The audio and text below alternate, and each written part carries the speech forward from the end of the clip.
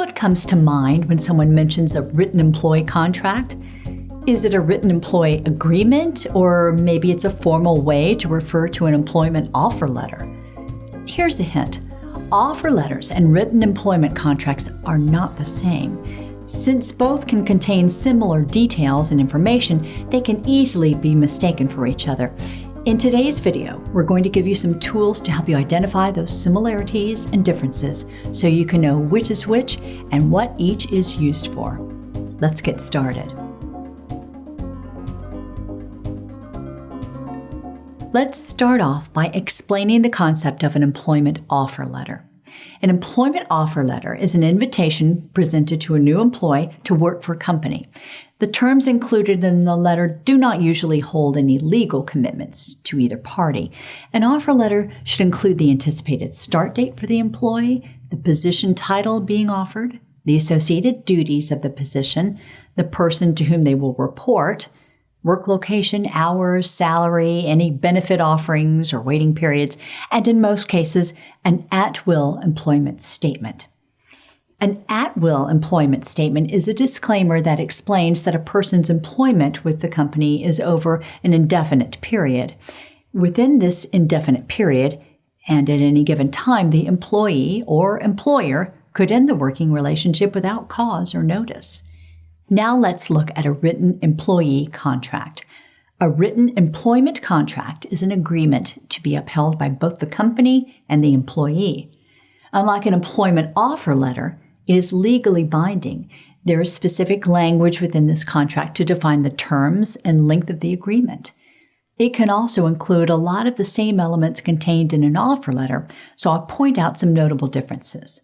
Unlike an offer letter containing an at-will statement, a written employment contract usually specifies a start date and end date of employment. In cases where no time period is specified, an employment contract could list an ongoing period. This could be the case for a project specialist who is working on a project for a company. If the project end date is unknown, the language in the letter would list ongoing as the duration period.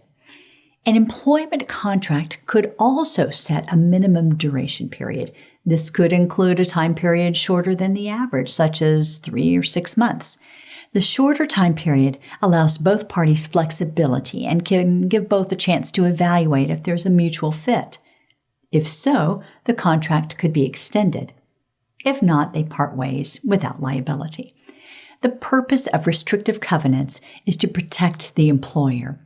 When thinking of a restrictive covenant, think of restricted practices or acts that a contract employee agrees not to do, which, if done, could potentially harm the integrity of the business.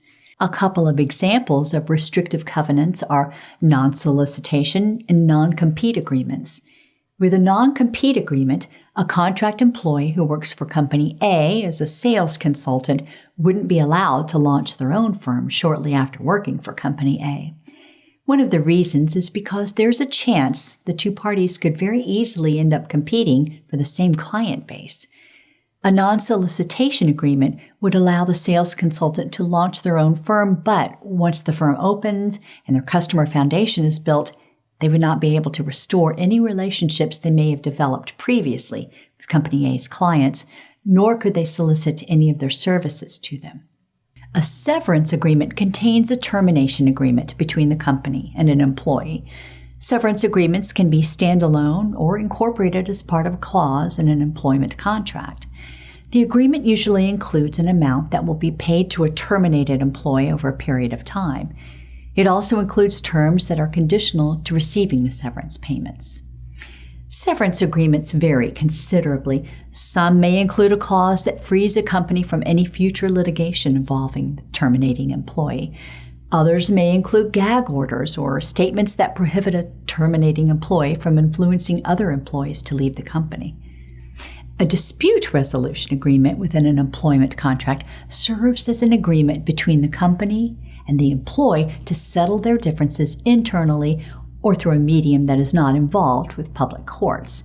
The goal is to discourage a contract employee from ever seeking any external legal sources to resolve any issues, even before any issue arose. For example, if the project specialist from earlier has a dispute resolution clause in their contract stating that only human resources can settle disputes of any kind, the project specialist must address their disputes with human resources without ever escalating beyond that level. Yet another possible clause as part of an employment contract would be a change of control agreement. This agreement can help to protect the employee from a number of circumstances which could affect them negatively in case a change in company ownership or control takes place. For example, if the project specialist we mentioned earlier has signed an employment contract with a company and that company is later acquired by another company, the terms of the change of control agreement within the project specialist contract would apply. Now, let's say the contract states that upon a change of control, the project specialist will be terminated with a severance agreement. The company is then obligated to follow through on those conditions. A change of control agreement could positively affect an executive affected by a merger. If their contract's change of control clause states that the executive would be retained with no decrease to their salary if a merger or acquisition takes place, those provisions are upheld. Whether issuing an offer letter or an employment contract, human resources should always be prepared for counteroffers, salary negotiations, changes in terms, or any other type of compromise on the front end. Reasonable negotiation should always be practiced. Being open to proposed changes by potential employees sends a message of diplomacy and good faith. Even better, it can help to establish a positive perception of the company and those who represent it. Now, real quick, let's put your memory to the test. If both an employment contract and an employment offer letter were to be placed in front of you, what would be one of the first things you'd look for to distinguish the two? Some things to keep in mind with the language in employment contracts are terms that are related to a commitment. It could be an employment duration or detailed clauses pointing out terms that must be met.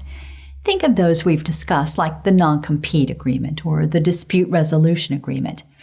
Then think of the employment offer letter and how it is more informational than contractual. Remembering these details will help ensure you're creating the right kinds of documents for future employees.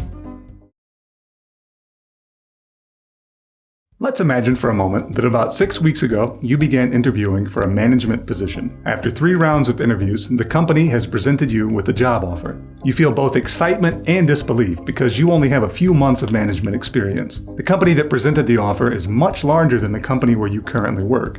You start thinking of how the larger company size could increase your management experience, including the potential for a promotion. And since it's a larger company, you're thinking the salary is definitely going to be more than what you are currently making. Things are looking up, but as you look closer at the details of the offer, your enthusiasm quickly fades when you look at the proposed salary. It isn't much more than what you're currently making. This could be a deal breaker. With more direct reports, a longer commute, and additional responsibilities, you're wondering if, in the end, taking the job may be more of an inconvenience than an advantage. You contact Human Resources to see if there's any room for negotiation. Their offer is firm. However, the HR representative sends you an additional document that lists their highly competitive total rewards package, focusing on flex time, remote work options, discounted public transit, wellness programs, and a list of other things that don't add up to higher pay. Or do they? In this video, we're going to present a detailed account of total rewards and various types of compensation. We'll start by sharing the definition and concept of total rewards, along with the many components many total rewards packages may include. We'll do the same with compensation when we cover its different types. By the end of this video, you'll know enough about both to help you make a final decision for your job offer. Since we have as much to share as you have to consider, let's get started. Probably the most carefully considered item when being presented a job offer is salary. It makes sense. For many, the goal of switching jobs is to make more money. Another item usually tied into consideration of salary are health benefits. Most people taking a new job have the "what's in it for me" mentality, which is completely justified. However, in many cases, their focus is placed too heavily on 2 or 3 components of the job, while there may be other benefits that they're missing. Think of total rewards as delivering a very detailed answer to the question, what's in it for me? Total rewards are a combination of resources, programs, perks, and even employee events, which can all add up to make an impressive employment package. A summary of features might include professional development opportunities, work-life balance, incentivized wellness initiatives, paid holidays, paid leave, and paid time off, to name a few. Each of these, whether offered respectively or collectively, would classify as total rewards. Let's take a closer look at some of the components you're likely to find in the total rewards package. First up, holidays and leave. When we think of vacation and holidays, we may assume that companies are obligated to offer these time-off options, but they aren't. Vacations, holidays, PTO, paid time off, and some other types of leave might be deemed as benefits. Some of these are offered in more generous portions than others, and with varying stipulations. Let's break some of them down to get a better understanding. PTO could be regarded as a time-off bank that combines sick days, vacation, or any personal time an employee may need. Overall, these policies are commonly set up on an accrual basis, and over time, an employee's PTO time bank accumulates for their use. And although this time may seem to build quickly, the fact that it has to be applied toward vacations or sick days and personal time would limit how much or how often you could use it. For example, let's say you start working for the new company on January 1st, and their PTO policy has an accrual rate of 8 hours per month. If you don't use any of the PTO that has accumulated along the way, by June 1st, you would have 48 hours of PTO available to take. This is a best-case scenario if life doesn't happen to throw anything your way. But if it does, and between January and June, you called out sick one day and had to take another personal day on another, then that would decrease your PTO hours by 16, leaving you with 32 hours. Some PTO policies have rollover options. A PTO rollover allows employees to roll over any unused PTO hours into the following year. There is usually a time frame in which the rollover hours should be used before being made unavailable for the employee to take. This could be policy specific. Other PTO policies apply a use it or lose it approach. If by the end of the year the employee fails to use all of their PTO, they lose any unused PTO hours without any option to roll over. And finally, some policies are more generous, allowing unlimited PTO. This means that employees' PTO balances roll over from year to year, regardless of the amount. You may find unlimited PTO policies more customary in civil service or government jobs and some nonprofit organizations. Holidays and how they are observed can vary depending on the company and the industry. For example, federal employers will observe and pay federal holidays. Private sector employers may pay and observe some federal holidays, but not all. Like every employer, it depends on the terms set in their holiday pay policy as to which holidays they observe. Since holiday pay is not mandatory of employers, some may not offer it to their employees. For those that do, they may opt to pay their employees at an increased pay rate, such as time and a half or double time. As an alternative, they may pay at a set rate, such as an extra $1 per hour, or a differential for each hour worked. We'll talk more about differentials later on. Different companies will have different policies pertaining to leave, most notably what constitutes paid leave or unpaid leave. For those companies that don't have a PTO policy set in place, they may offer different types of paid leave. Again, these depend on each company's policies, but let's look at some examples and descriptions to get an idea. Funeral leave. This is a set number of days an employee is allowed to take off to attend a funeral, depending on the policy and the employee's relationship to the deceased. Jury duty. In states where pay for jury is mandated, employers must pay for every day the employee missed work while serving jury duty. In other states, it's at the employer's discretion. Sick leave. This is a designated number of paid hours, days, or weeks allowed for employees to use to attend scheduled medical appointments or for unexpected absences due to illness. Like PTO, and with some employers, days can be use or lose, while other employers' policies allow unused sick days to roll over from year to year. Vacation. Paid vacation is usually offered to employees in weekly increments depending on years of service. Paid leave is often more highly regarded than unpaid leave, and that would be so for obvious reasons. Even so, some unpaid leave can still hold value. For instance, if you exhausted your paid leave benefits, unpaid leave allows you to, in fact, leave as you need to. It is important to note that some employers may pay partially or fully for some of the examples we are about to discuss. These are just some of the more common types of unpaid leave. FMLA, Family Medical Leave Act, This is a government-regulated benefit that allows an employee to take up to 12 weeks per year of unpaid leave to address matters related to their own serious health conditions or to care for specific relatives with medical conditions. There are several other key components and eligibility conditions involving FMLA as well, so I recommend visiting the official Family Medical Leave Act site for full details. Medical leave, non-FMLA. This type of leave would be used if you exhaust your FMLA leave and still require medical attention without being able to work. Parental leave. This would be maternal or paternal leave that extends beyond FMLA. An example of this would be if, after the birth of a child, the mother or father has exhausted their FMLA leave and they wish to take additional time to care for their newborn child. Personal leave of absence, LOA. A personal leave of absence is usually associated with an unpaid leave request beyond FMLA, sick leave, or vacation. As mentioned before, it may be a last resort once all other paid benefits have depleted. A personal leave of absence is an excused absence from work for a short or extended period for extenuating circumstances. An example would be taking a leave of absence after losing a loved one. You may have utilized all the funeral leave that was available, but you're still grieving, and to prevent your performance from being compromised, you decide to take a leave of absence to attend to your personal well-being. An Employee Assistance Program, EAP, may be a helpful resource when seeking a leave of absence or any other time when help is needed to address uncertain life events. We will discuss more about EAP a little later. Military leave. Military leave is offered to employees who are active in the military. Employers grant employees military leave for however long the requested period happens to be. Military employees are then allowed to re-enter their civilian workspaces after active duty is complete without incurring the risk of losing their jobs while serving. We've talked a bit about sick days and medical leave, which are always unfortunate circumstances to be in. Providing employees with a health-conscious work environment can help maintain reasonable costs for healthcare premiums while helping to prevent the frequency of sick days. Healthy employees have heightened morale and can become more collaborative and productive. An established wellness program helps to make it all possible. While wellness programs vary, we're going to cover some of the more popular plans. On-site fitness centers or gym membership discounts. These are added bonuses and are generally highly convenient for employees. An open access on-site fitness center can help them to easily incorporate fitness into their workday. Ride-sharing and public transit discounts. For those companies and employees eager to do their part in protecting the environment while reducing the stress that comes with daily commutes, some companies offer discounts on public transportation passes. With ride-sharing, employees who carpool can take advantage of reduced costs, free or closer parking options at the worksite. Some ride-sharing programs even offer cash incentives. Healthy food options. These could include healthier food options in vending machines or daily fruit cart deliveries to all departments. Wellness challenges.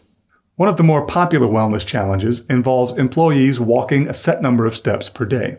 Whichever team members maintain the standard or exceed it receive a reward. Tracking devices are usually distributed by a wellness coordinator. Daily steps are recorded onto designated websites by participants. Then the wellness coordinator managing the programs announces winners and issues rewards. Smoking cessation programs. As the name suggests, smoking cessation programs encourage employees to quit smoking. They undergo an assessment and work with a third party that helps to determine how much they smoke. From there, the appropriate plan is identified. If the employee is successful in quitting smoking, some employers will offer cash rewards or other incentives. Employee Assistance Programs, EAP. Employers go beyond the focus of physical health by offering employee assistance programs. EAPs are designed to offer counseling and other services to employees who may be facing life challenges that could affect their mental health. While most people may be familiar with EAPs when thinking of family or individual counseling needs, they also address matters pertaining to those who have problems with substance abuse.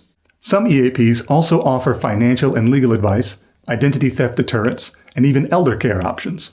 Since companies establish EAPs with the third-party EAP provider, the EAP services are of no cost to the employee.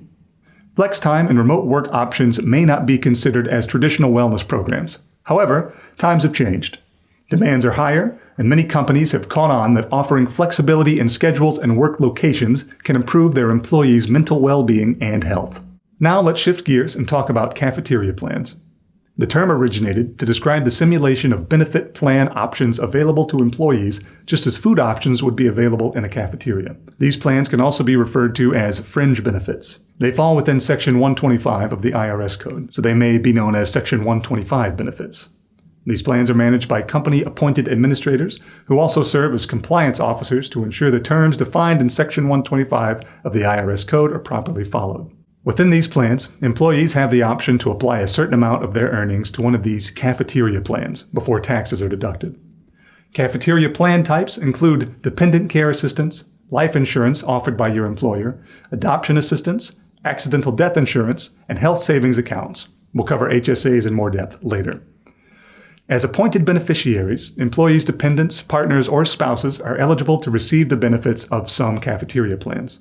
Let's focus on two of the more prominent cafeteria plans, FSAs and HSAs. FSAs, which are flexible spending accounts, can run in line with medical health plans to pay for medical services, such as prescriptions, any co-payments due at the time of an office visit, and payment of the health plan's medical deductible. This is one of the cafeteria plans that enables employees to set money aside from their earnings, tax-free, to reduce any of the out-of-pocket expenses just mentioned. Although companies are not required to do so, some may offer a match to FSA contributions as an added benefit or as a measure of total rewards. Let's use the theoretical company you are considering as an example.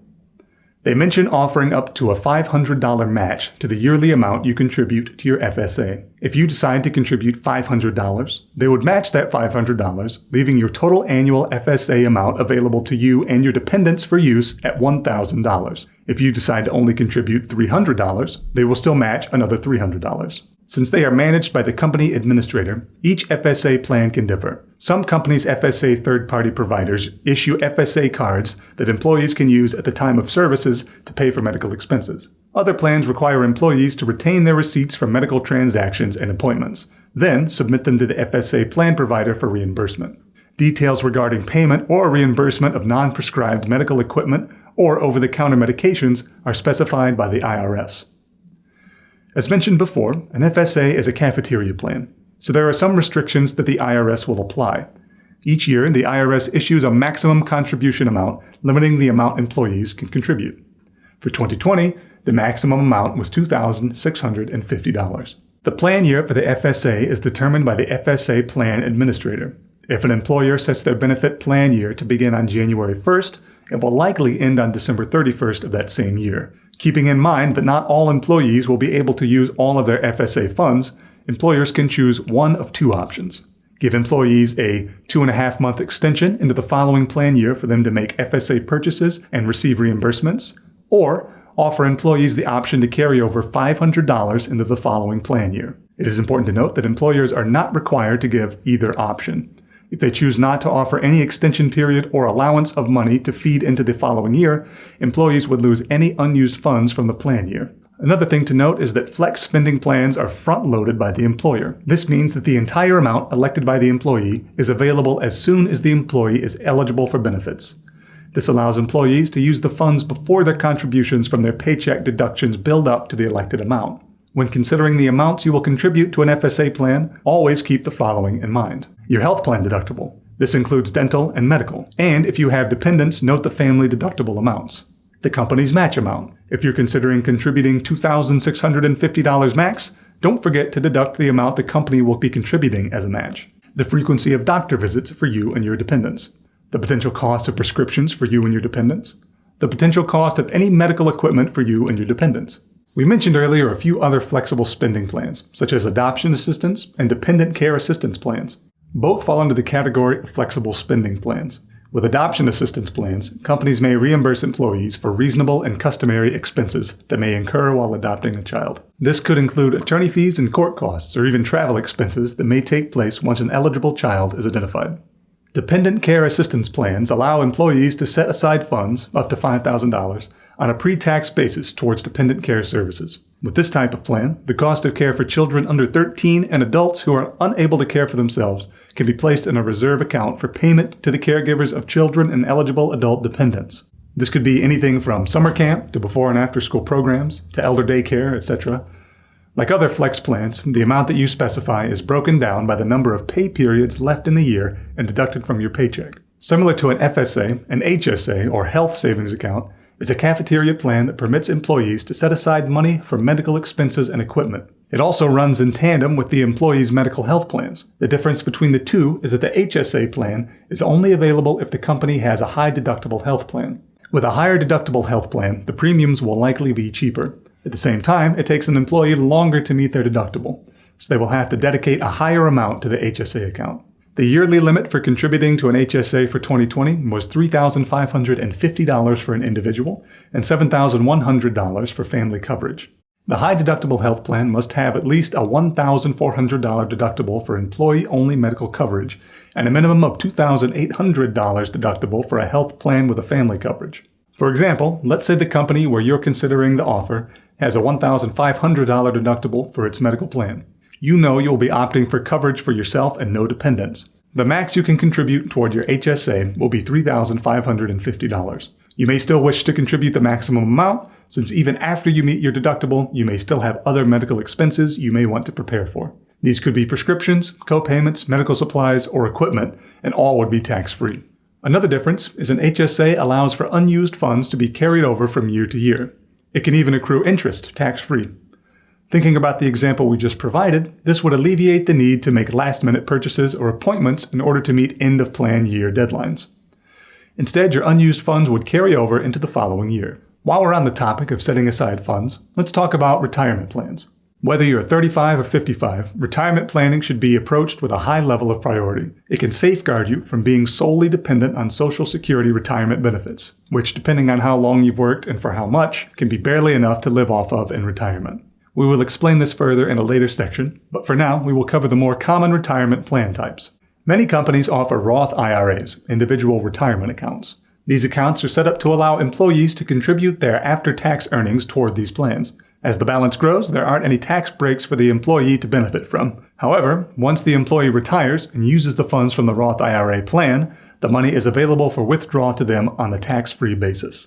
Companies will also offer a 401k plan, which includes an assortment of investment options for employees to choose from. Employees can specify an amount per paycheck to be deducted or percentage. Either would be taken on a pre-tax basis to their 401k. Some investment options hold higher risks than others, so employees have to pay close attention to these fund accounts and may move their money around several times before finding an investment option that offers more returns than losses.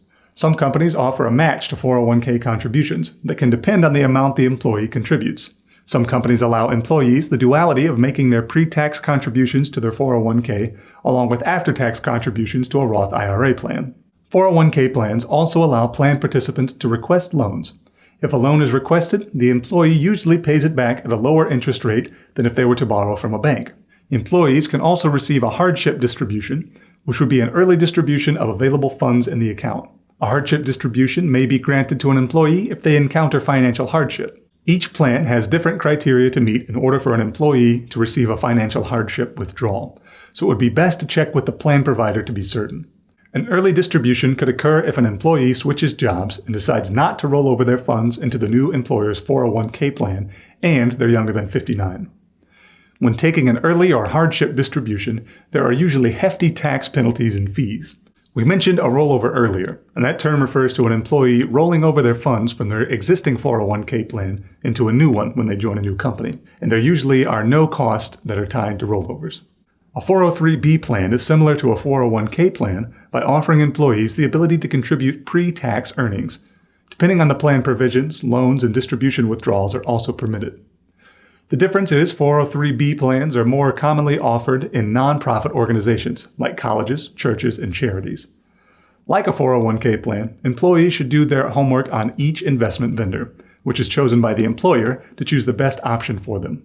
Defined benefit plans, more commonly known as pension plans, establish a specific payout that is issued to the employee at the time they retire.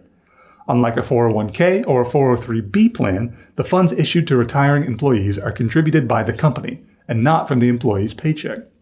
The company can contribute as little or as much as they desire toward the employee pension plans. Without the uncertainty and risks of investment plans, pension plans can offer more predictable benefits than a 401k or 403b. The pension amount from the company is based on the retiring employee's age, years of service with the company, and their earning history during the time they worked with the company. Loans are sometimes granted with pension plans. Much like a pension plan, but not exactly like a 401k plan, a deferred compensation plan is an agreement between the employee and the employer to withhold a portion of the employee's earnings until a specific date, which is usually upon the employee's retirement.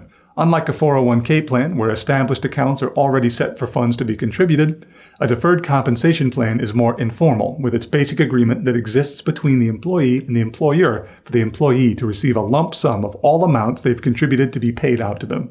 An employee stock ownership plan, or ESOP, is another retirement plan which is set up by way of a trust fund established by the company. Contributions to the trust are tax deductible, so this is a benefit to both the company and their participating employees.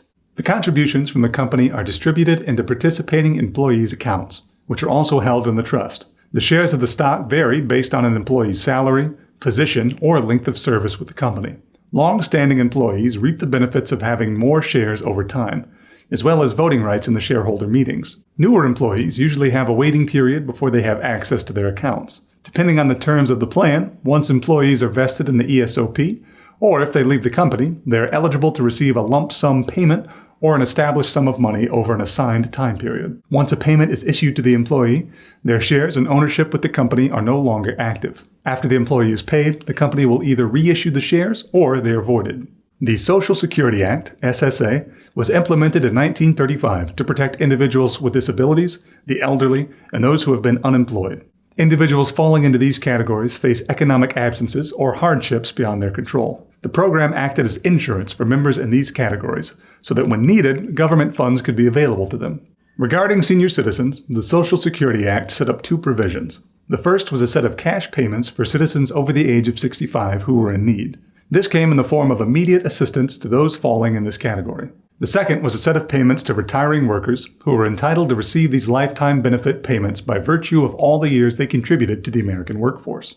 The SSA designed two programs to address the needs of disabled individuals: the Disability Insurance Program, also known as Title II, and the Supplemental Security Income, also known as SSI. With the Title II Disability Insurance Program, individuals who are disabled are paid from the Social Security Trust Fund that is funded through the Social Security taxes of their earnings.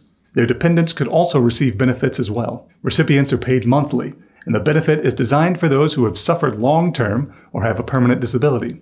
For example, an injured worker who lost a limb and is classified as disabled resulting from a workplace injury could qualify for Title II benefits. This is because the injury he sustained had an adverse impact on his ability to work and could potentially hinder him from future employment. This would obviously affect his ability to care for his dependents, so under Title II, they too could receive monthly benefits. With supplemental security income, these benefits are paid to adults and children with mental or physical limitations that prevent them from participating in common daily activities or responsibilities. SSI is also available to people over 65 without a disability who meet income guidelines. Individuals falling into this category are those who have aged but may not have had any substantial work history. With unemployment compensation, the Social Security Act secured temporary payments to those who were unemployed for reasons beyond their control. The Act was set up as a federal and state collaboration, with the state serving as the administrator and the federal government handling the funds.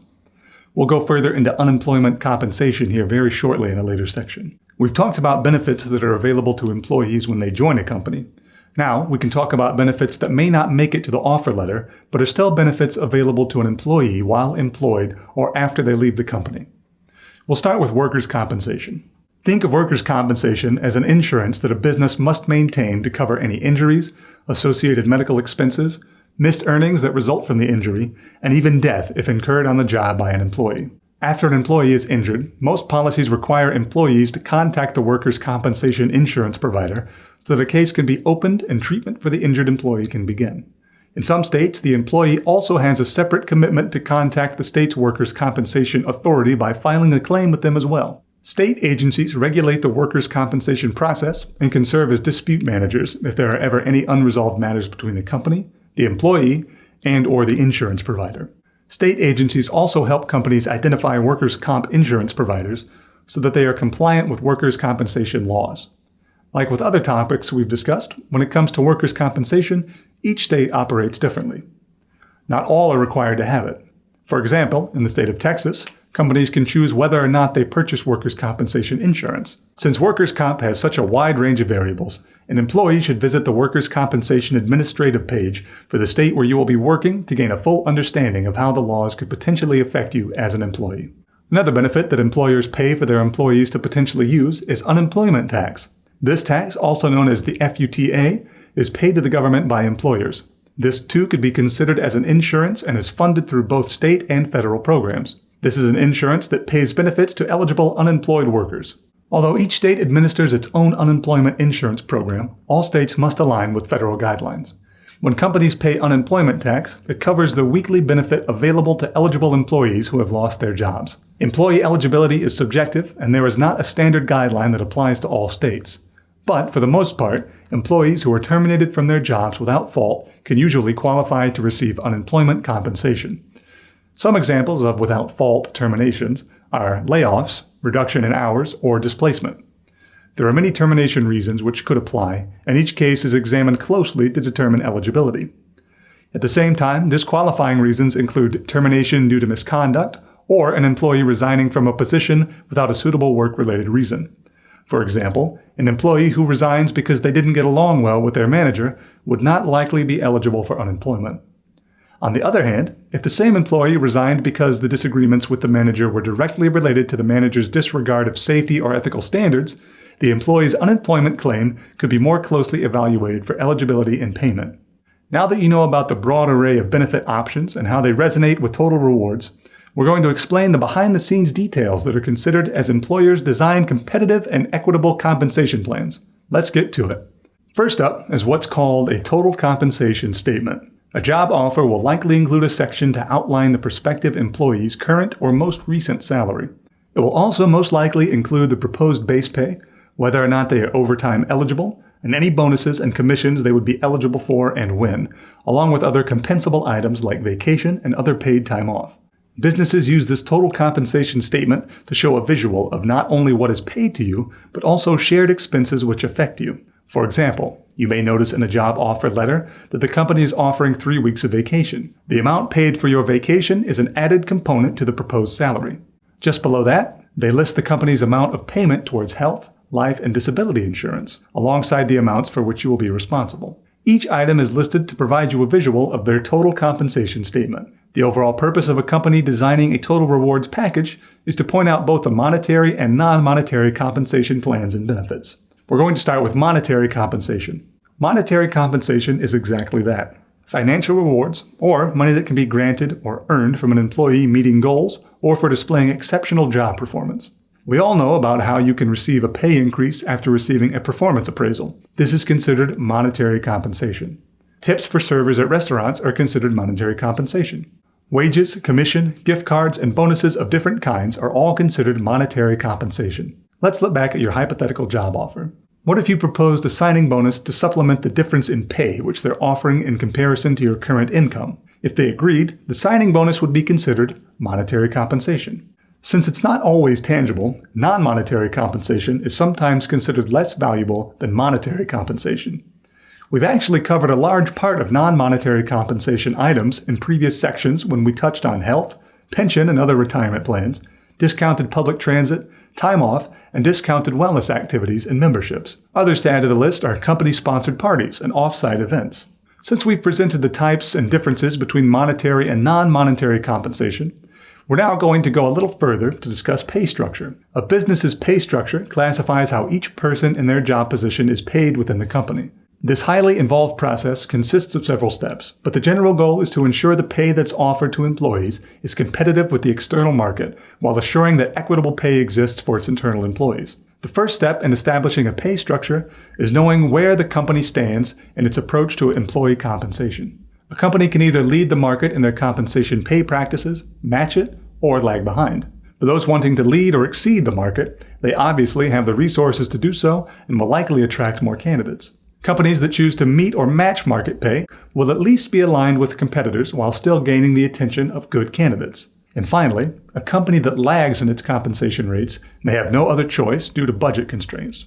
The next steps involve looking closely at the functions of each position and performing a job analysis for each. A job analysis gives a clear view of the type of work being performed and the level of skill required to perform it. The information for a job analysis is usually obtained from observations, recording job functions, or surveying the employee. After this information is obtained, clear-cut job descriptions can be created. The next step is grouping job positions into specific job categories. For example, a company that has an administrative, management, and technical category would likely list an executive assistant and a receptionist in its administrative group. On the other hand, an IT systems administrator would be classified in the technical group. Next, positions are ranked based on the responsibilities of the position. The receptionist position we mentioned would probably be ranked below the executive assistant. The lower ranking of the receptionist would probably be due to the level of experience and responsibilities of the receptionist in contrast to the executive assistants. Once positions are ranked, market research should follow. Market research allows employers to see what other employers are paying their employees. It is not recommended for companies to reach out to other companies to confirm their compensation rates. Instead, they must refer to industry-based organizations or the Bureau of Labor Statistics to obtain free data. Otherwise, a third party could be consulted for help in obtaining pay data. The information obtained from the pay data is then applied toward creating a salary ranging system. Pay grades can be established and, depending on the size of the company, salary grades can be as compressed or broad as the company chooses. Each pay grade lists a minimum, midpoint, and maximum salary for each of the positions in the grade. Pay bands, also known as salary bands, group several categories into one pay group. The amounts in each specified pay group may depend on cost of living based on the location of the position, longevity with the company, or the employee's experience. Think of it this way. You join employees with a particular group so that they can be fitted into a pay band. Then, imagine another group that performs the same type of work but has more experience. You place them in another band. We'll use the receptionist and executive assistant we mentioned earlier as examples. We've already established that both fall into the administrative group, but given the level of experience and responsibilities of the receptionist, they would be placed in the administrative 1 category. Let's say the administrative 1 category was considered entry-level with a pay range of $40,000 to $56,000. That is a 40% difference, which is around the norm for pay bands when configuring the difference in pay for their minimum and maximums. Because of the level of responsibilities expected of the executive assistant, they would be placed in the administrative 2 category with a higher minimum and maximum pay of $50,000 to $70,000. As you can see, pay bands can overlap. When employees are promoted and move into a new pay band, they won't always receive a pay increase. At the same time, moving into the new pay band will obviously increase their chances of a pay increase in the long run, since the newer pay band will offer a higher salary maximum than the previous. The broad pay band structure has more narrow pay ranges consisting of wider pay bands. Job grades are lessened, which decreases the likelihood of overlap. Salary ranges between the minimum and maximums can differ up to 100% or more. It also offers a company more flexibility in its pay scale. With a broad band pay system, the administrative 1 salaries we mentioned before could be broadened to $40,000 to $80,000, and the administrative 2 salaries could be extended to $50,000 to $100,000. Differences in pay rates can occur when newly hired employees are paid at the same or even higher rates than the company's existing employees. This is called wage compression and can come about for several reasons.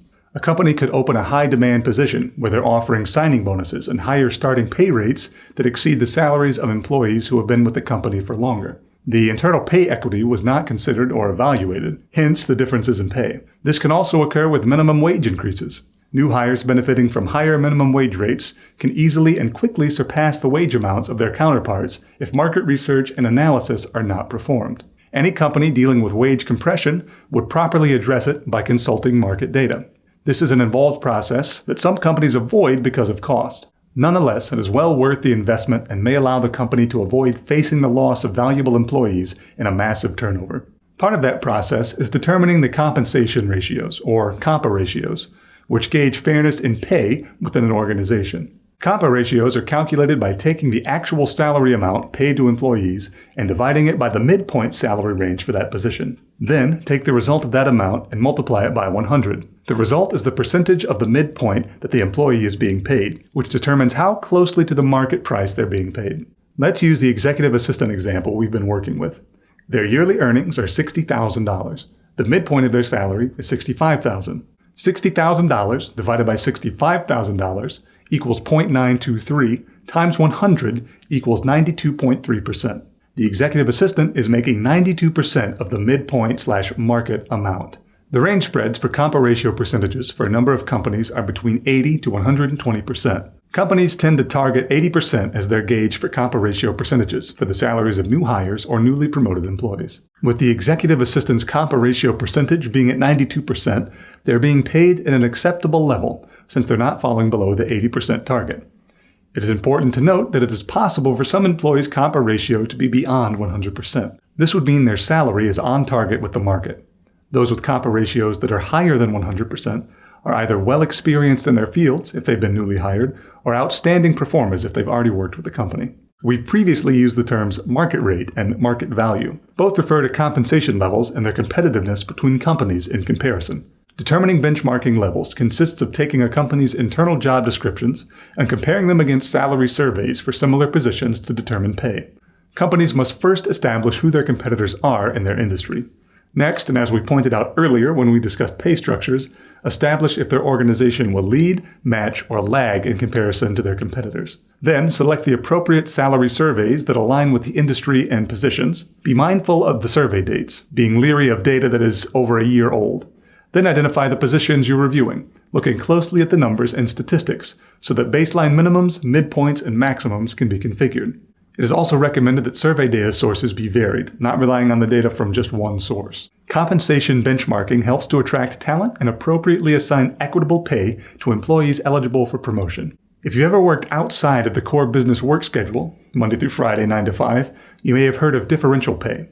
We're going to talk about that and 3 other pay types: base pay, incentive pay, and variable pay.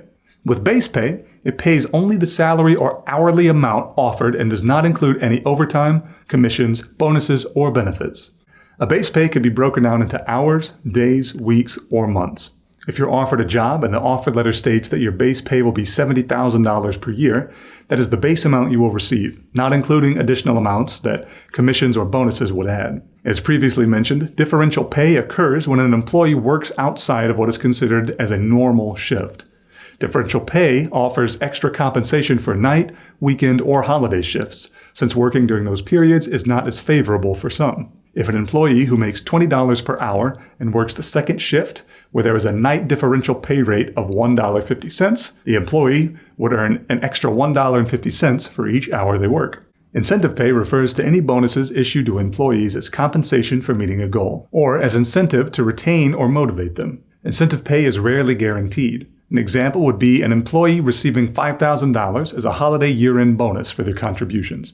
If the company did not experience the financial gain they'd expected, the $5,000 holiday bonus may be reduced or forfeited. Variable pay is also considered incentive pay, but it is directly tied to performance or meeting specific goals such as sales quotas. Commissions are one type of variable pay. So if an account representative's salary is $50,000 with a 25% targeted bonus percentage for meeting quotas, the account rep could earn an additional $12,500. Variable pay offers the perfect segue to our next topic, which is piece rates. The term piece rates refers to the amount the employee is paid per piece or unit of design. The unit could be articles of clothing for a seamstress or furniture pieces for a furniture manufacturer. In these cases, individuals are paid by the number of pieces or by the unit they're able to produce. Regular piece rates are calculated by taking the number of pieces produced and multiplying by the price per piece, or the unit amount. For example, if a seamstress is paid $25 per article of clothing and produces 5 articles of clothing in a work week, their earnings are calculated at $125. A furniture manufacturer pays its employees $50 for each piece of furniture manufactured in a 40-hour work week. If one employee completes 10 furniture pieces in 1 week, their earnings will be $500. Let's continue on with 2 more compensation plans. Employees working for a global company may be sent abroad for a temporary assignment. This occurs in cases where there is an ongoing need at a company's location abroad, and multiple travel expenses back and forth internationally are not practical. In these cases, companies must set measures to properly accommodate their expatriate employees by adjusting their salaries, benefits, and family and living accommodations. A global and expatriate compensation plan would be highly necessary in these scenarios. It requires expert-level knowledge to create and manage these highly complex plans. Compensation professionals would have to closely consider pay practices in the host country, as well as the overall cost of living. These compensation plans must also consider how the employee's benefits will be paid. Will their benefits continue to be effective in the home country? Or, if their benefit plans do not provide coverage abroad, will the employee be required to adopt health care benefits in the host country? Other items to consider when developing these plans are language training classes and tax compliance. Lastly, an executive compensation plan is quite different from the rest of the workforce. A large part of an executive's job is to optimize company performance. They benefit substantially from this, and their compensation plans are designed to reflect their labors in the following areas: base pay, paid at a much higher level; bonuses, performance-based; long-term bonus incentives, stocks, etc.; benefits.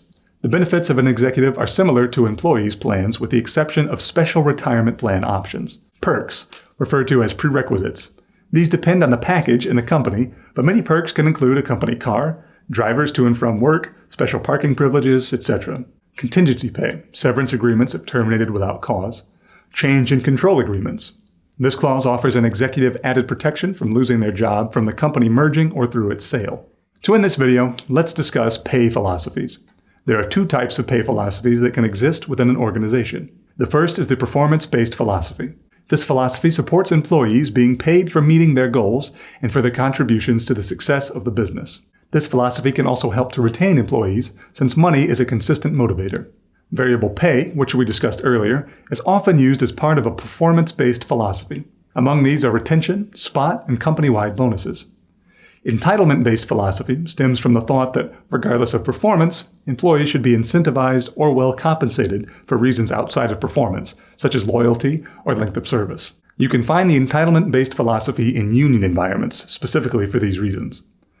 Over time, as employees continue to receive pay increases without any significant changes or improvement to their work performance, the entitlement-based philosophy becomes deeply rooted and can be very challenging to eliminate.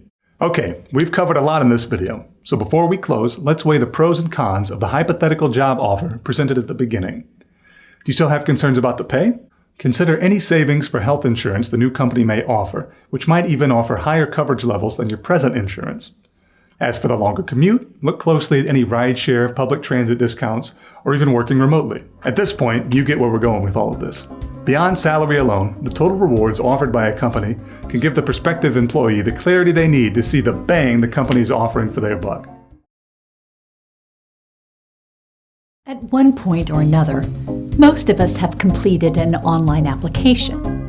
Think back to when you were in the job market and had to fill out a series of job applications. You learned quickly how some applications are far easier to complete than others. All this depends on the type of applicant tracking system, also known as an ATS. Today we're going to explain what an ATS is and look at how it impacts hiring authorities and applicants alike. We will also learn more about how an ATS changes and streamlines a company's recruitment process, and why it is just as important for companies to identify the right ATS as it is for them to select the right candidates. Let's start by noting some of the recruiting practices from the past to help you understand what brought about the need for applicant tracking systems. At one time, companies looking to hire new employees had no forms of automation to expedite their recruitment process. They relied heavily on word of mouth, newspaper postings, and flyers which they would post in churches, universities, and even grocery stores. Interested applicants would either call the number listed in the publication for instructions on where to apply, or report to the address listed on flyers to complete a paper application.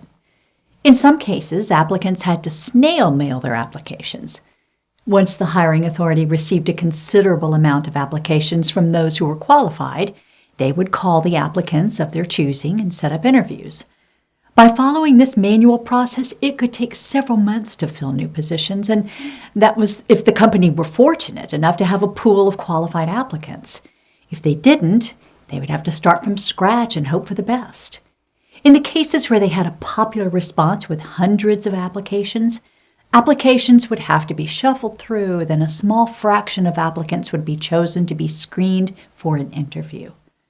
This meant that many applications would be left unreviewed, never to be considered for positions for which the applicants were qualified. Depending on how organized the hiring authority was, some of the higher qualified applicants' information may have been stored for later consideration of open positions. However, in other cases, this was rare. As time went on, companies became overwhelmed with organizing a high volume of applications for their open positions. They also missed out on talented applicants due to the slow turnaround for receiving applications. Once employment screening and records retention laws were enacted, the responsibility of organizing and retaining applicants' information had to become consistent and a top priority. Enter the applicant tracking system. An ATS is a type of software that provides a central repository to store and manage applicant information. It acts as an automated gatekeeper for recruiters, streamlining the application, recruitment, and hiring process. They can sort thousands of resumes and retain hundreds of job descriptions for their openings. Companies have many tracking systems to choose from, with each having their own unique offerings and functions. Some systems are all-encompassing, tracking applicants and the entire selection process, as well as storing employee data. Others are less versatile and only focus on recruitment and tracking. When you look at the applicant's experience, some tracking systems require applicants to simply upload their resume and click Submit to be considered for an opening. Others require setting up a profile, uploading a resume, and the completion of an online application. If we think of how an ATS operates, we can look at it as having two sides, the back end and the front end. The back end applies to the hiring authorities who have the ability to create and post open positions. Before a position can be posted for applicants to view and apply, hiring authorities will create a job posting based on the duties and responsibilities of the position. This information is pulled from a job description, which is a detailed breakdown of the minimum requirements for a position, such as special licenses, certificates, college degrees, etc., where the position is located, to whom it reports, all the responsibilities of the position, and any notable physical demands associated with the position. Now let's take a look at the functions of the back end of an ATS. Creating a requisition. Within the ATS, the information from the job description is transferred into a requisition or open position, which hiring authorities set up in the ATS to allow for a job opening to be posted. The requisition can be solely posted as an internal position where only existing employees can apply, made public for external candidates to apply, or both. Either way, posting the position on the company's career page has a two-sided advantage. It helps the company showcase its brand and culture so applicants can learn about the benefits of working for the company. Pre-qualifying questions. We talked about an ATS serving the purpose as a gatekeeper. Pre-qualifying questions act as a part of that filtering process. These questions help the recruiter save time by filtering out applicants who do not meet the minimum requirements of a position. If a job is created for an over-the-road truck driver, and the minimum requirement is for applicants to have a commercial driver's license, a recruiter can set up a pre-qualifying question asking applicants if they have a commercial driver's license. If the applicant answers yes, they are allowed to move on and complete the application. If they answer no, they receive a screen notification that says they cannot complete the application since they do not meet the position's minimum requirements. Posting a position. Once all items within a requisition are fully reviewed and error-free, the position is ready to be posted. Depending on the ATS, the hiring authority must go through a guided wizard, which is a step-by-step process to check for any potential errors and make necessary changes. Along the way, the hiring authority can choose how long they wish for the position to remain open. Recruitment. Since many tracking systems offer email notifications each time an application is completed, hiring authorities can determine if the opening is successfully gaining the attention of interested applicants. This is part of the tracking aspect of an applicant tracking system that helps recruiters in a great way, especially if there's more than one open position. Recruiters are savvy about where they post positions outside of their company's career site, and if they notice a low response rate, they can reassess their recruitment strategy by posting their openings onto some popular employment job sites to target a wider audience. For harder-to-fill positions, An applicant tracking system can further aid recruiters through keyword searches. If the company has an opening for a unique position with little to no applicants, the recruiter can search the entire ATS for applications or resumes containing keywords associated with the opening they're trying to fill. For example, if the company is searching for a software developer, the recruiter can enter the keywords software developer or software engineer to search the entire ATS for applications that contain those and other relevant keywords. The same tool can be used if the over-the-road truck driver position was to be reopened due to a continued need. If the recruiter remembered that many of the qualified applicants who originally applied were not previously selected, the recruiter could perform a keyword search and pull from the previous applicant pool. This saves them time from having to start the cycle over by posting a new position. Screening applicants. Once an acceptable number of applications are received, the recruiter closes out the job opening. Some tracking systems can be linked to external job sites, and positions can be opened and closed with just a click of a button. Each applicant, qualified or not, are all associated with the job opening the recruiter originally created. All applicants' personal information, resumes, and date each applied are all compiled within that one position, so that if there is ever a request for recruitment records, the information is readily available. As for screening purposes, applicants can be sorted by their last name, first name, date applied, as well as qualified status. All this helps to keep the screening process highly organized. At this point, qualified candidates can be contacted to set up an interview. Okay.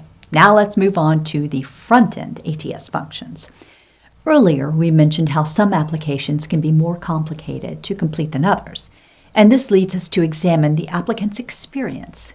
As we explained earlier, a position can be listed on a job site or directly on the company's web page. The applicant can follow either link to be directed to the site, where they can submit their application. The job posting lists all the data loaded from the requisition for the job opening, and the applicant can hit Apply to start the process. Submitting an application. In a more detailed, or what some may refer to as more complicated ATS, an applicant may first be prompted to set up a profile, which will ask them to upload their resume and enter basic information such as their name, phone number, email, and positions of interest. The purpose of the profile ties in with the keywords because it stores the applicant's information and preferences in a set area that recruiters can refer to at any time to find applicants interested in new positions. After the applicant completes their profile, they may be directed to a new page which will allow them to search for the position of their choosing. At that time, they can apply for the position by entering all employment and education history as requested until they reach the end of the application. Then they receive a screen notification acknowledging receipt of their application, which is usually emailed to them as well. In a different ATS, where its application process is less itemized, an applicant can also refer to an external site or the company's career page to submit their application. But this time, everything they need to complete is all on one page. Even better, the requested information is simple: name, address, email, phone number, and uploaded resume. Once they hit Submit, they will receive a receipt, acknowledgement, and will have completed the process. Let's recap before we go. We looked back at recruitment practices before applicant tracking systems and discovered how they've relieved hiring authorities of several liabilities like organization and records retention. We talked about the definition of an ATS and the different designs available, which can improve or complicate the recruitment process. We touched on pre-qualifying questions and how they make a direct impact on funneling qualified applicants for consideration.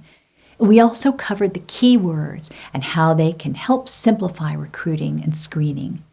And these are just a few of the reasons we'd pointed out earlier why companies should screen their ATS systems as thoroughly as they do their potential employees. When you think of it, both decisions involve a long-term financial commitment that is expected to be operative and fruitful. while meeting the needs of end users. That's all for this review of applicant tracking systems. Thanks for watching, and happy studying.